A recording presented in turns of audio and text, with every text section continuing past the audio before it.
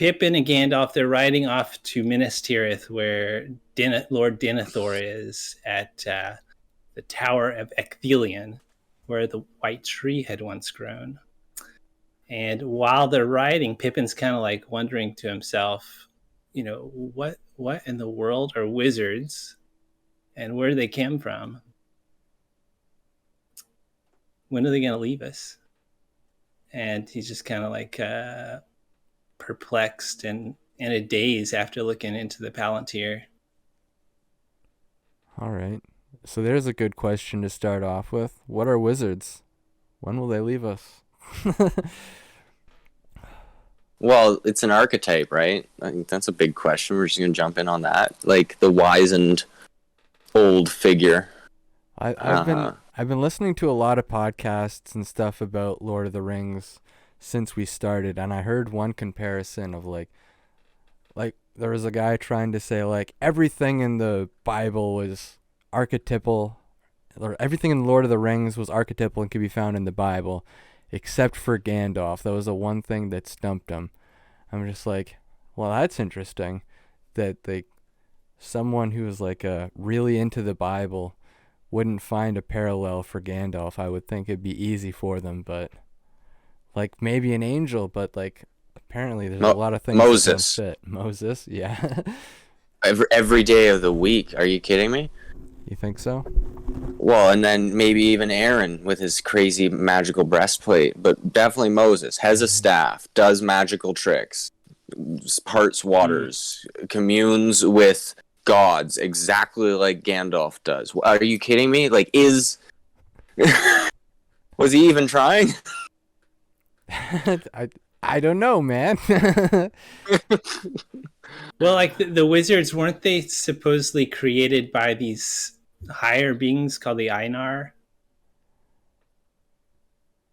Wait. Well, I don't know. I haven't read the Silmarillion, Jason, but yeah, I think he's a Maiar, and he's part of the pantheon of religious backdrop to this entire universe. But we don't know that yet. Yeah, there's two blue wizards, a brown wizard, the gray wizard, white wizard, the white wizard. Yeah.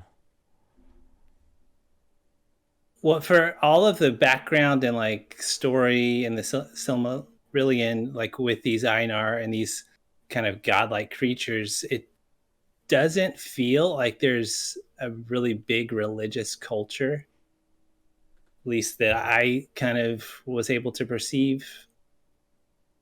I think the elves show it best, right? Like, like most races have that impact of Gandalf showing up and them knowing Gandalf and having heard of Gandalf, and that he always shows up and he always brings trouble, and he's literally this mythological permanent being that has a plan and a direction that he pushes people onto paths to fulfill great things.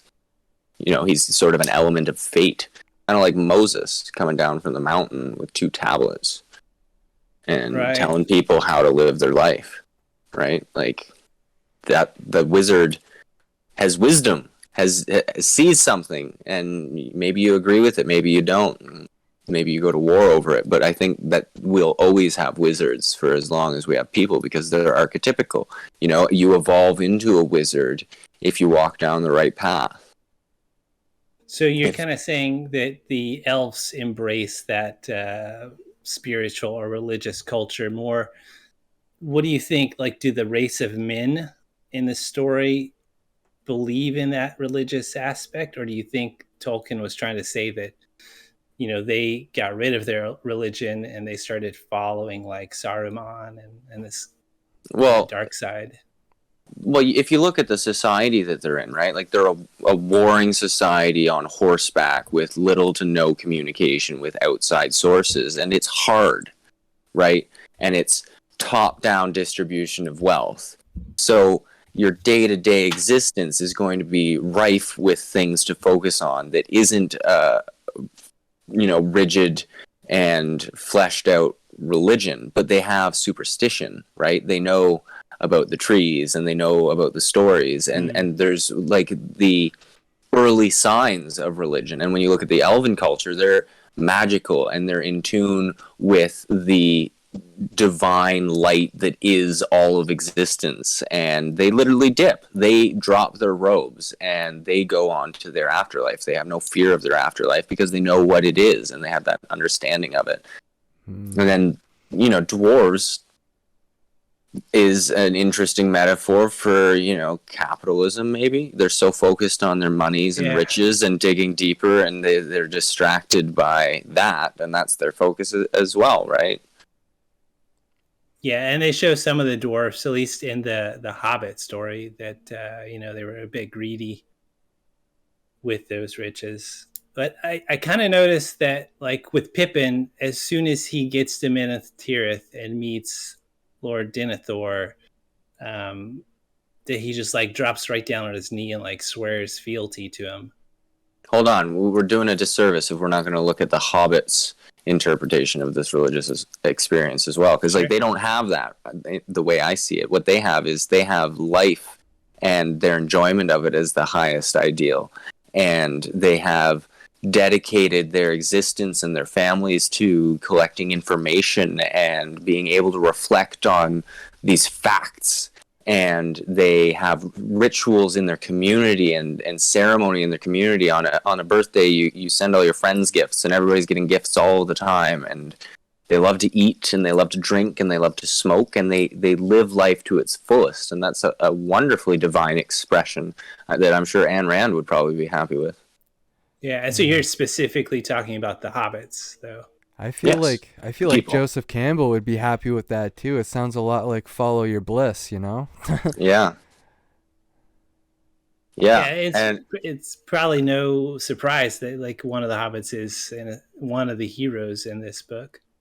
Well, the next book. All the Hobbits are heroes in these books, man.